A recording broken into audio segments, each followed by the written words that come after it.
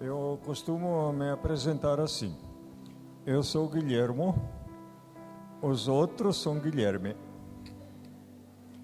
Eu não sou melhor que os outros, mas eu sou diferente. Nasci e me criei na Argentina, onde estudei teologia, e desde 1962 moro no Brasil. Trabalhei 50 anos como pastor, 5 anos desses como professor de teologia na nossa Factecom, em Ijuí. E agora estou jubilado. Não tenho igreja para pastorear, mas continuo muito ativo. Eu crio cursos online.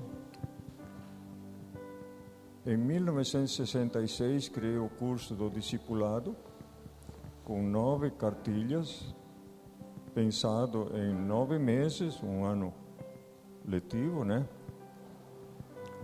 E aquela vez, em 1996, eu cheguei a ter 2.000 alunos pelo correio. Porque a internet estava recém chegando. E agora estou aqui, a convite do pastor Enéas, e esse convite me dá autoridade. Eu não estou aqui por conta própria, e entendo também que estou aqui pela vontade de Deus. Então, este momento é meu. E eu posso exigir de vocês toda a atenção. Inclusive, posso pedir que ninguém cochiche. E que se abrem o celular como eu, que seja em Lucas 15. Lucas 15 tem 3 parábolas. E trata de coisas perdidas. A ovelha perdida, a dracma perdida e o filho pródigo perdido. E a ovelha era assim um tipo inocente, em que nem sabia voltar. E o pastor teve que ir atrás. A dracma não era inocente porque não tinha vida, mas era importante para aquela senhora. E ela varreu a casa, e quando você perde algo dentro de você, você tem que fazer uma limpeza. Senão você não acha. Você perde a virtude, e se você não encontra a virtude, você vai ter o vício, vai ter maus hábitos. E o filho perdido, o pai não podia ir atrás, porque tem que respeitar o livre-arbítrio. Então, ele vai voltar se ele quiser, o que ele também fez. Agora, a Bíblia é o livro por excelência. Não tem no mundo outro livro assim. Tem plágio. O livro de Mormons tem vários capítulos de Isaías e tudo mais. Mas é pura mentira. Um Mormon me visitou e perguntou se eu já li o livro de Mormon. E eu li. Eu tenho ele em espanhol. Eu disse, eu li a metade. Ah, mas tem que ler todo ele. Eu disse, eu nunca vou ler a segunda metade de um livro quando a primeira metade é pura mentira. Quase matei o rapaz. Né? Então, eu aconselho um ateu a ler a Bíblia. Porque se ele não lê a Bíblia, ele não sabe quem ele está negando. E também é um ignorante, idiota, porque ignora o best-seller mundial, que há séculos é o livro mais lido no mundo e mais lido pelas mesmas pessoas cada dia. Eu sou um deles.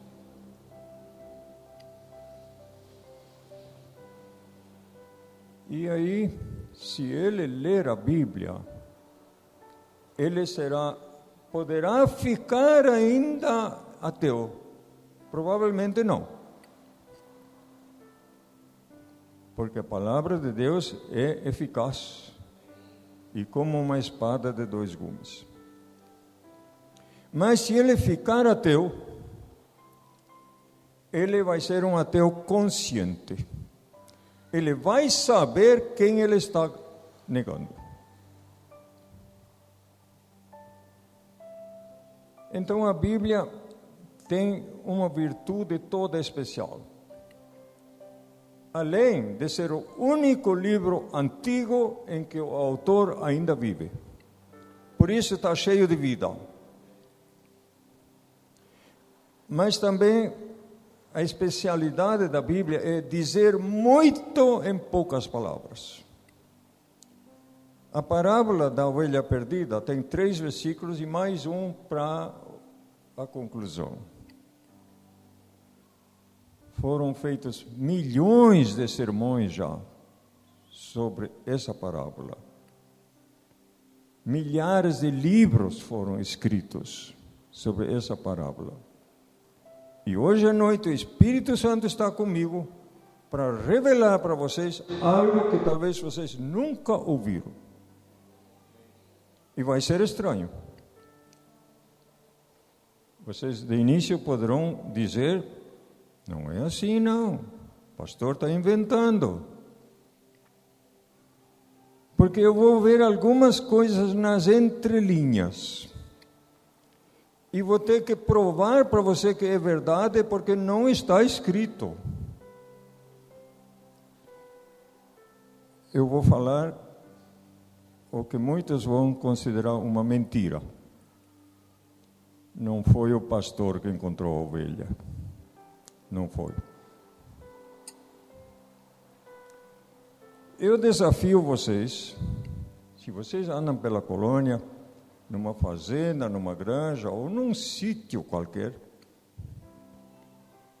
a me dizer se existe uma propriedade rural, uma só, que não tenha um cachorro. Nós tínhamos vários cachorros. Eu me criei na colônia, eu sei o que é um cachorro. E vocês logo já estão pensando, o que isso tem a ver com a parábola?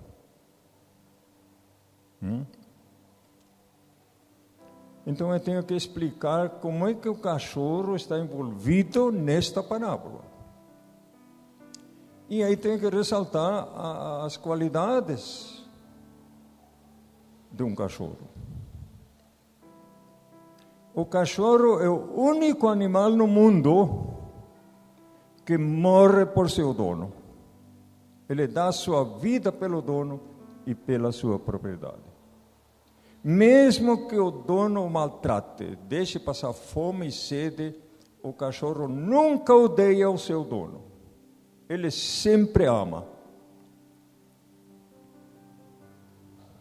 O cachorro é muito usado nos incêndios, nos terremotos, nos escombros para encontrar vidas. Por quê? O cachorro tem habilidades que o homem não tem. O ser humano é capaz de cheirar a menta, a hortelã, quando é pingado uma gota da essência em 1 litro de água. O cachorro consegue cheirar a hortelã colocando uma gota em 100 litros de água. O faro. Eu estive uma vez num ponto de ônibus, esperando o ônibus, e vieram 2 cachorrinhos lá de longe, com o focinho no chão, cheirando, vieram até no ponto e ali se perderam. E eu entendi. A dona saiu e embarcou ali. Mas como é que esses cachorrinhos, sem treino nenhum, podiam ter o faro da dona que veio no calçado, nem pisou no chão? Veja o faro do animal. É incrível isso. Um cachorro treinado, ele é melhor ainda. Mesmo assim, por mais que você treine, se ele errar, você não pode responsabilizar, porque não tem consciência. Só o ser humano tem consciência. Só o ser humano pode planejar, pode calcular, pode produzir. Um boi não pode produzir seu pasto. Uma onça não pode criar veado. Vai ter que caçar o que tem, nem que seja um jacaré, um lagarto. Não tem essa habilidade. Agora o cachorro também, ele tem um ouvido muito aguçado. 50 vezes maior do que um ser humano. Eu vi uma vez um filme, aliás, um tempo trabalhei com os filmes, aquela vez ainda com a cinta, do Instituto Moody de Ciências. E aí mostrou a audição de um cachorro. Ele ouve um apito que você não ouve. É um sopro só. E aí o cachorro estava lá atrás de uma construção, e o homem apitou aquilo e ninguém ouviu nada, mas o cachorro veio correndo. Então, quando o bombeiro leva o seu cachorro, seu cão, treinado, esse cachorro pode ouvir nos escombros a respiração de alguém que está ali. A respiração. E ele começa a cavocar, porque ele reconhece que tem um ser humano ali. Bom, eu tinha que dizer tudo isso para vocês entenderem como isso está na parábola da ovelha perdida.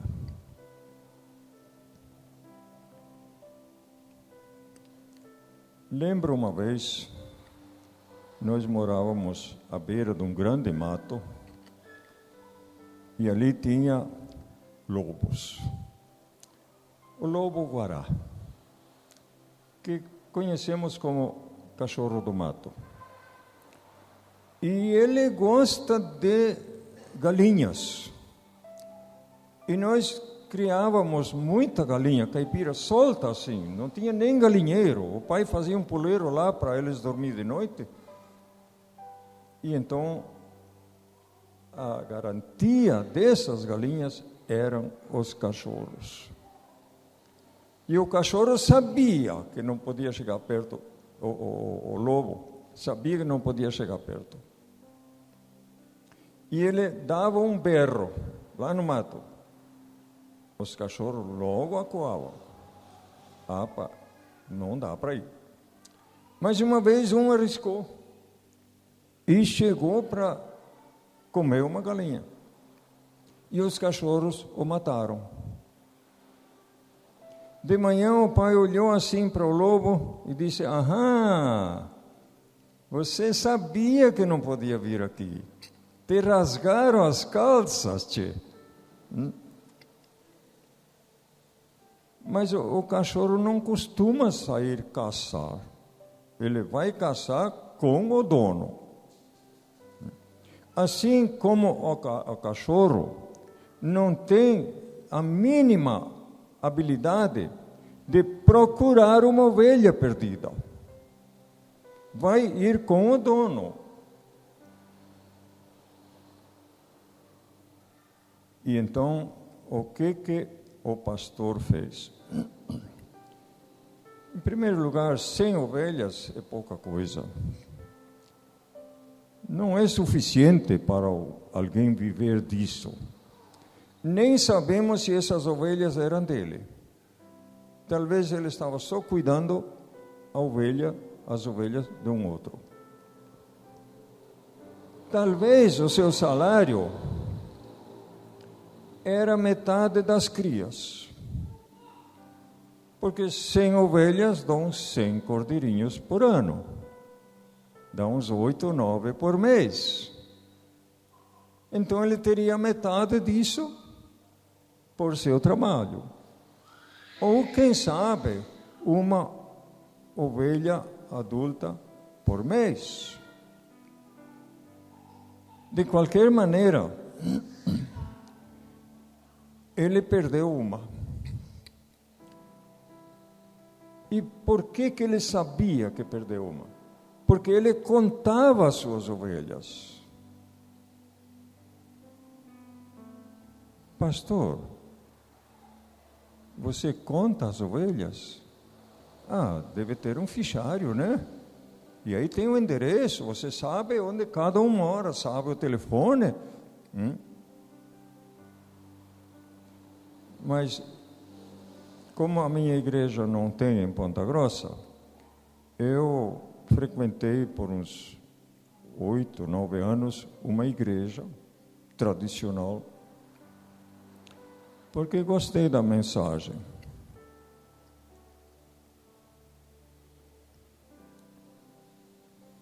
E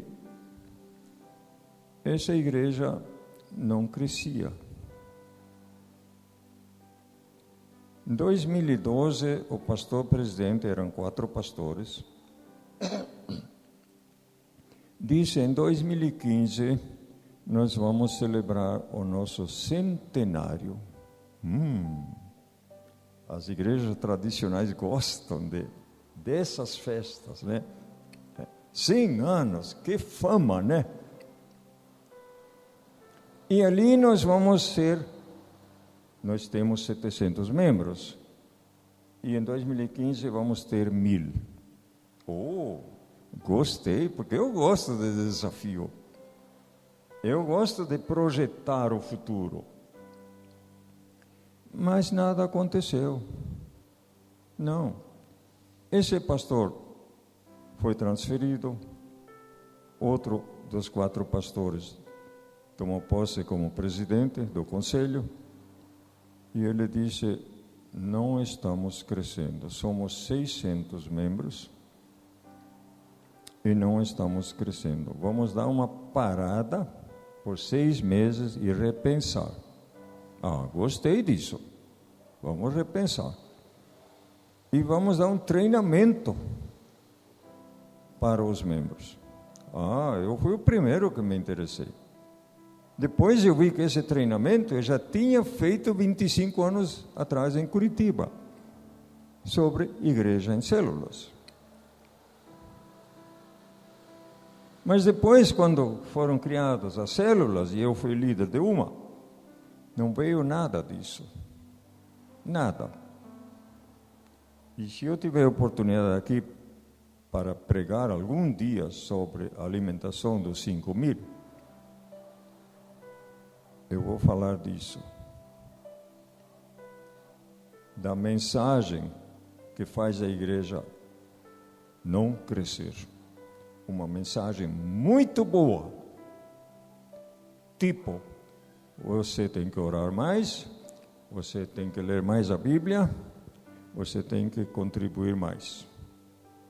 nada contra essa mensagem, mas o foco está equivocado. Se eu prego sobre os 5.000, vou explicar. Então, voltando para a ovelha perdida, o que queria dizer ainda que, já que aquela igreja perdia membros cada ano, um dos 4 pastores disse que saem mais membros na porta dos fundos do que entram pela porta da frente. E aí eu pedi endereços. Eu vou ir atrás. Demorou para me dar os endereços. Daí comecei às vezes só tinha o telefone. Comecei a telefonar, até que uma senhora atendeu, pedi pelo fulano. Essa gente faz 2 anos que não mora aqui. Veja o controle da igreja. Não atualiza nem o cadastro. E não encontra os membros que se afastaram.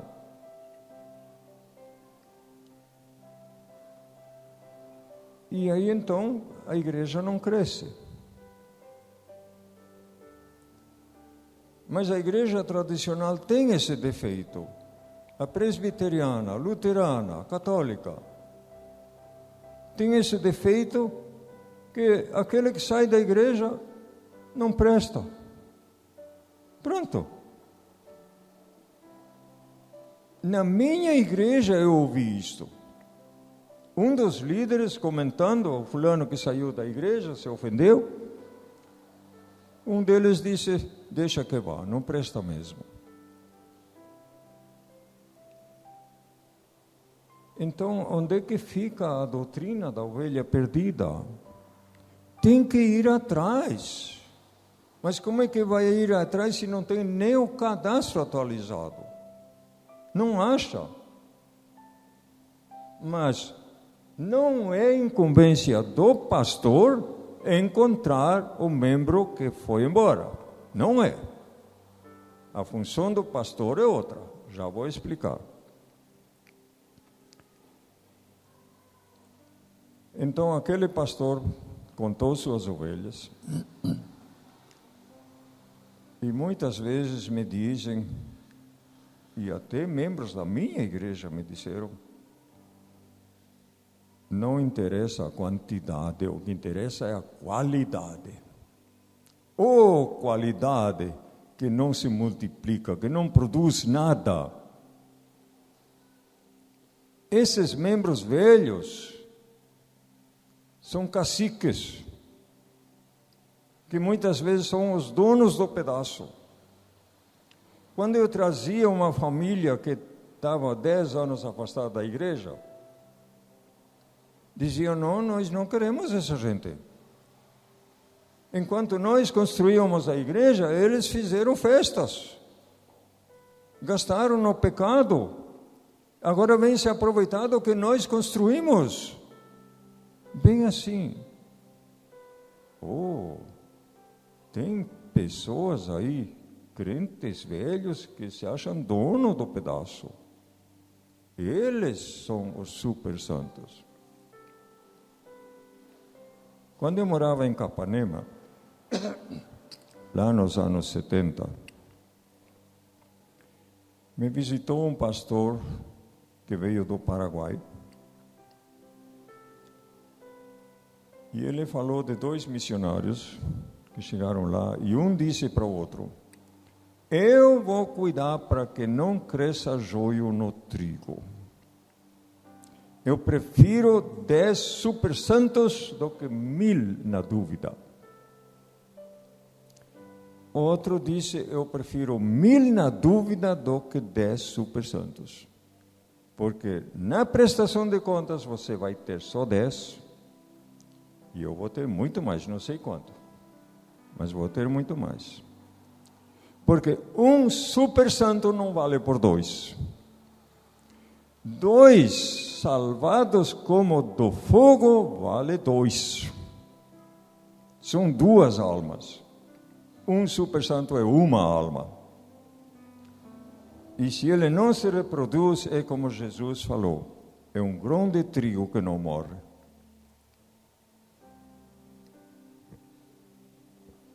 Então, Jesus ensina neste capítulo que temos de ir atrás do prejuízo. Eu até menciono isso aqui nas minhas palestras de finanças bíblicas. Você não pode se permitir um prejuízo. Você tem que lucrar. O empregado tem que se capacitar para ser promovido e ganhar mais. Porque as demandas aumentam, os filhos crescem, eles precisam estudar, tem que ir na escola, depois vem a faculdade, e você está no mesmo emprego. E aí muitos crentes têm aquela crença limitante, que já é um tabu em muitas igrejas, de que basta ser rico em Deus. E não basta. Se você fosse somente alma e espírito, basta sim. Para ser salvo, basta ser rico em Deus. Mas a tua alma, teu espírito mora num corpo. E esse corpo é tua habitação, você não existe fora dele. E pensemos um pouco no templo de Salomão. Puro luxo, gente. Muito ouro, muito ouro. Morada de Deus. O que te faz crer que o Espírito Santo, agora que escolheu o teu corpo como o seu templo, vai querer morar num corpo pobre, maltrapilho, cansado, enfermo? Vai querer morar ali. Ele até vai morar. Mas você está relaxando o teu corpo. Você não tem saúde, você não tem dinheiro. Eu ensino tudo isso nas minhas palestras de finanças bíblicas. São 4 palestras de 1 hora cada uma. Mas, sem delonga, vamos ver o pastor que se derreteu por uma ovelha que não estava no rebanho. Ou seja, faltava 1%. Pouca coisa, né? Qualquer um na igreja que tem 100 membros e um sai, não está nem aí. Esse não faz falta. E aí vai dizer, não, mas nós recebemos 5. Mas no fim vai acontecer como aquele pastor em Ponta Grossa disse, saem mais membros pela porta dos fundos do que entram pela porta da frente. Você tem que evitar que saia alguém e conquistar novas almas. Então este pastor ajuntou os 99 no redil, amarrou os cachorros ali, porque ele vai sair atrás da ovelha perdida. E o cachorro amarrado ali, será que vai poder proteger as ovelhas? Sim, porque o lobo tem medo do cachorro. E se o lobo lá no mato, ele dá um berro, os cachorros já vão se manifestar e ele fica lá longe. Ou seja, os 99 estão 100% protegidos.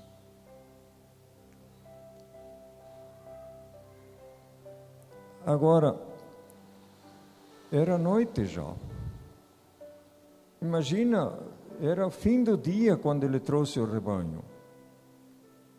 E contou uma vez, 2 vezes, 3 vezes, mas falta mesmo uma. Eu vou atrás. Se fosse mercenário, o que muitos pastores são, né? Ele ia dizer, eu não vou sacrificar meu conforto para esse cara que saiu da igreja. Vou ver amanhã. Se o pastor tivesse dito isso, ele ia encontrar a ovelha amanhã. Mas ele ia encontrar o pelego e os ossos. Nada mais. Porque o entregou para os lobos.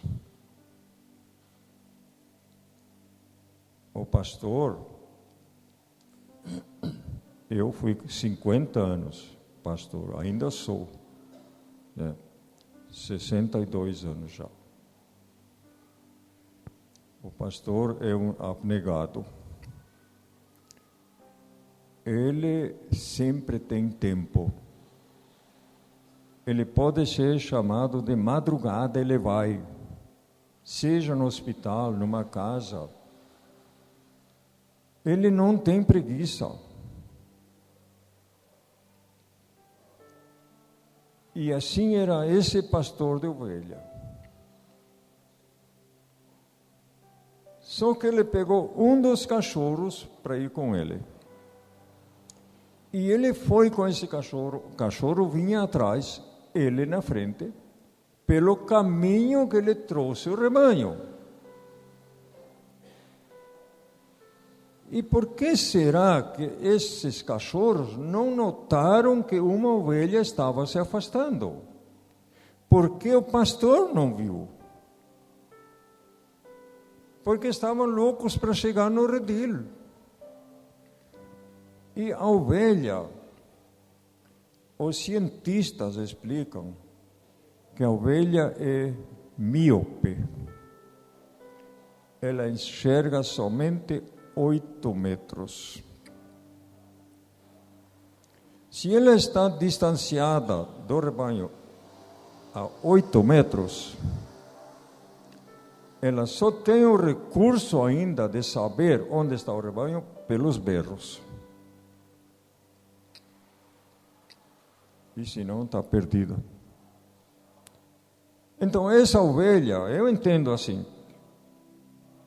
ela viu mais um capim, comeu, passou por trás de um arbusto, comeu mais um pouco. Quando viu, o rebanho se foi. E ela estava sozinha ali, perdida. E a gente se pergunta, não era de manhã que se perdeu? Não, nem de meio-dia. Na volta. Ou seja, depois que o pastor deu tudo o que essa ovelha precisava. Pasto bom, água fresca, repouso, descanso, segurança, tudo. E aí foi catar mais algum capim que não precisava. E se desviou. Esse é o problema dos 50.000 desigrejados de Ponta Grossa. Pode não ser de todos. E principalmente nesta pandemia,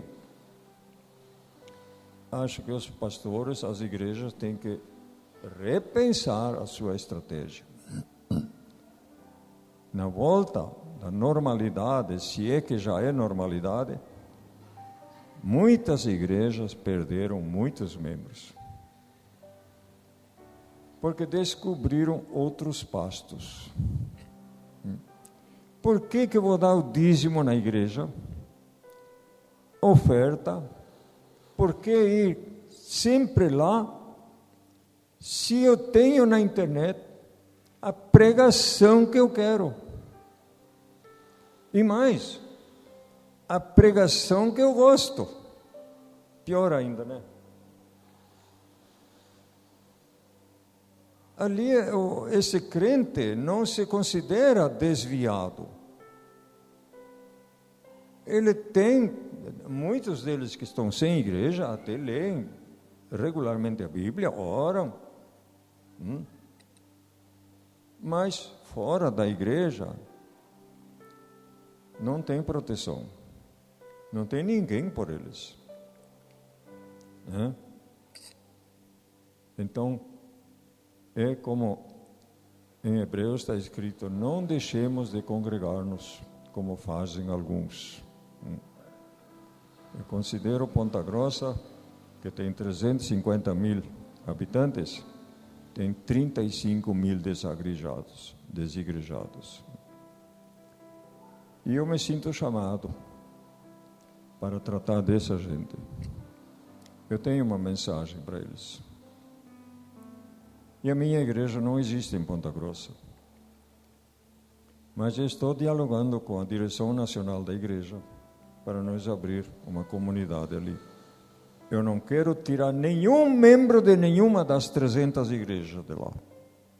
Nenhum. Não é a minha vocação, não é meu chamado, não é a minha missão.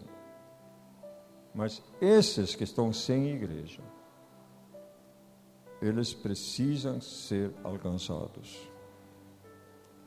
E se eu pregar aqui sobre a alimentação dos 5.000, vou mostrar como. Tá. Então o pastor foi, o cachorro vinha atrás, e de repente ele viu que o cachorro se afastou do trilho. E estava cheirando lá um rasto. Ele notou o lugar exato onde aquela ovelha saiu do trilho. Agora, o cachorro vai na frente e o pastor vai atrás. Porque no escuro, nas pedreiras ali, nos espinheiros, como é que ele vai encontrar uma ovelha? Não tem como. Mas o cachorro foi direto e encontrou a ovelha. E aí ele deu uma latida e o pastor foi lá, está ali a ovelha. Agora, a missão do cachorro acabou ali. Acabou ali. O cachorro não pode curar as feridas. O cachorro não pode acalmar a ovelha, tranquilizar, nem pode carregar a ovelha para o redil. Esse é um trabalho do pastor. Mas o pastor não encontrou a ovelha. Mas o pastor organizou tudo. Tudo. O cachorro sozinho jamais ia ir atrás de uma ovelha. Jamais. Então, o pastor tem que treinar seus pastor alemão. E o pastor alemão, em alemão, é Schäferhund. Tem alguém que entende alemão aqui? Schäferhund. Cachorro, pastor de ovelhas. Pastor alemão. Infeliz o pastor que não tem uma porção de pastor alemão em sua igreja, bem treinados, para encontrar os perdidos. Onde é que estão os perdidos? Onde é que estão os desviados? Onde é que estão os desigrejados? O pastor não sabe. Não é a sua missão. A missão do pastor é organizar e atender o rebanho que está aí. Mas buscar os perdidos, ele não os acha. Quem é que acha? É o pastor alemão. É aquele membro da igreja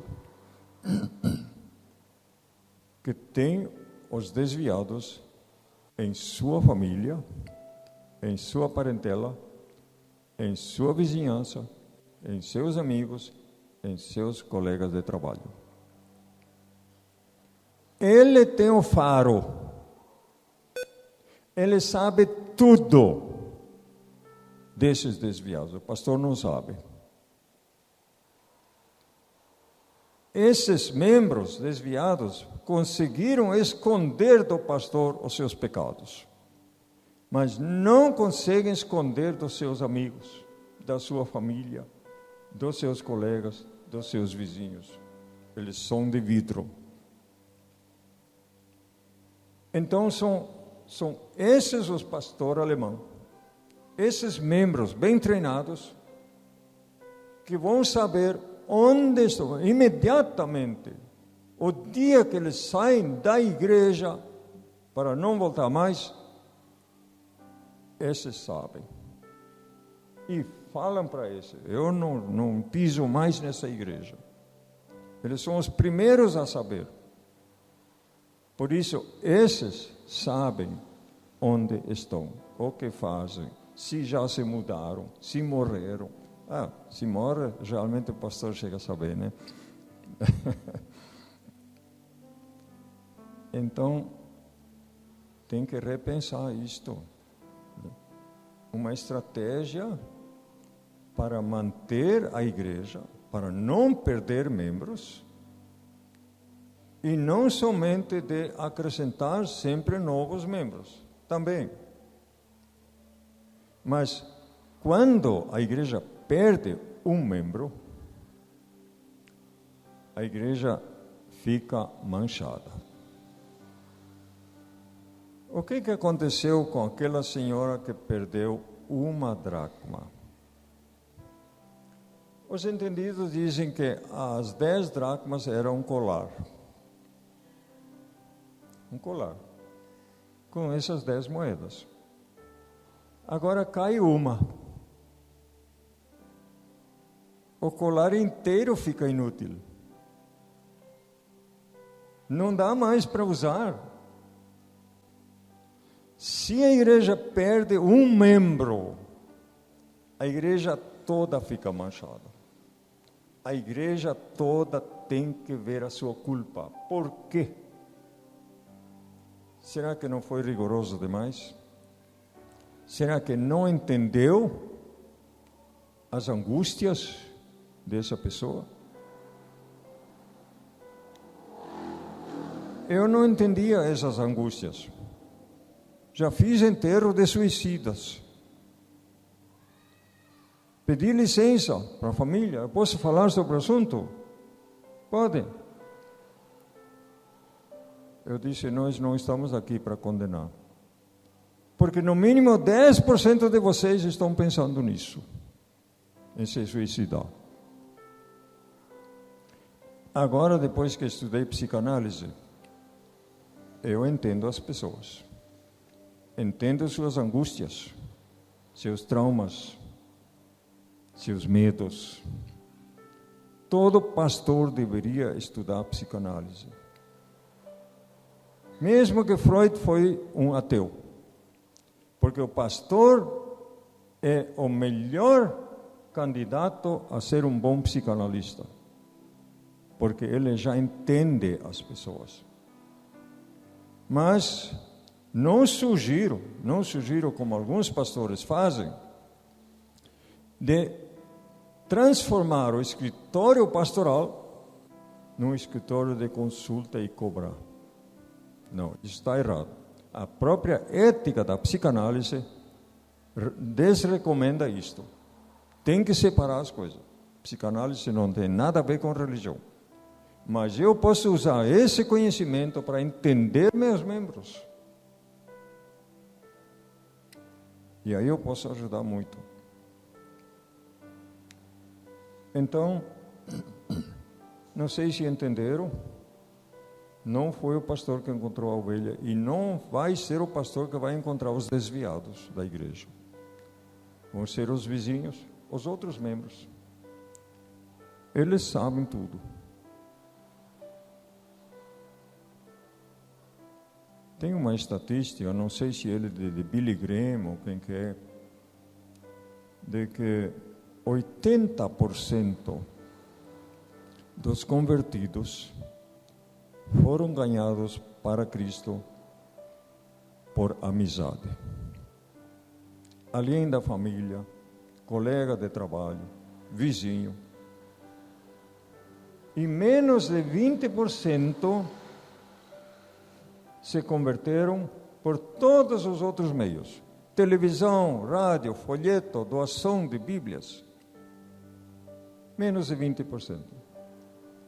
Então veja, se vocês querem fazer a igreja crescer, qualquer um que quer fazer a igreja crescer, é pela amizade, é pelos amigos dos membros. Eu vejo muitos crentes que querem converter os católicos e logo leem para eles o Salmo 115. E o católico entende que o caso está sendo levado para a religião e se defende. E ele vai conseguir provar para esse crente que ele também é idólatra. E é. E estragou a amizade. Estragou. Não faça isto. Convide o católico a comer um churrasco com você. Tem interesse pelos filhos. Cria uma amizade. Afinal, você pode marcar um prazo para você de 1 ano para falar da salvação para ele. Se você ficar amigo. Agora, se você chega condenando, estragou tudo. Não tem jeito. Muito obrigado. Deus seja louvado por essa oportunidade. E posso voltar outras vezes, através de convite, né? Deus abençoe. Amém?